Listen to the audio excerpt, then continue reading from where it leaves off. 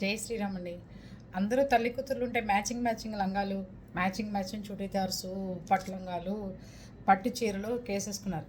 మరి నాకు ఆడపిల్లలు లేరు కాబట్టి నేను అమ్మవారి మ్యాచింగ్ వేసుకుందామని అమ్మవారికి చక్కగా మంచిగా బుజ్జి లంగా కుట్టించాను కలసానికి పెట్టడానికి. మాకు అమ్మవారి విగ్రహం పెట్టడానికి లేదనమాట, ఇంటికి ఆనవాయితీ ఉంటుంది కదా, అది లేదు. చక్కగా ఆవిడకి చీర పామట వేసుకోవడానికి బాగుందా బుజ్జిలంగా. ఇలా కలసానికి కట్టేసామంటే అయిపోతుంది కదా.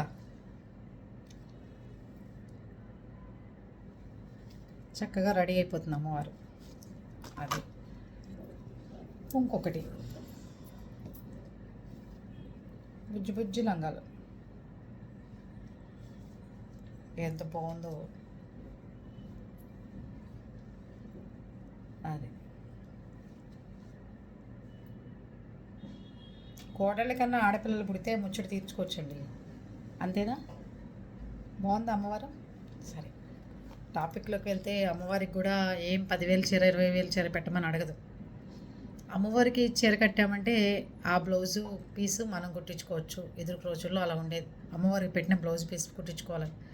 అందుకని నేనేం చేస్తానంటే చీర నేను కుట్టించుకుని దాంట్లో బ్లౌజ్ పీస్ అమ్మవారికి కుట్టించాను. లంగాలు 2 లంగా ఓణీలు చక్కగా అమ్మకి. ఇద్దరం మ్యాచింగ్ వేసేసుకున్నాం అనుకోండి, శ్రావణ మాసం అయిపోతుంది, అంతేనా? కుట్టినందుకు 150 రూపీస్ తీసుకుంది అమ్మాయి, 2 కలిపి. లేస్ కూడా అమ్మాయిదే. చూసారా ఎంత సింపుల్గా తక్కువలో చక్కగా అమ్మవారికి శ్రావణ మాసం చేసుకోవచ్చు మనం అందంగా. ఇద్దరం కలిసి మ్యాచింగ్ వేసేసుకున్నాం అనుకోండి అమ్మ నేను, హ్యాపీగా ఉంటుంది కదా.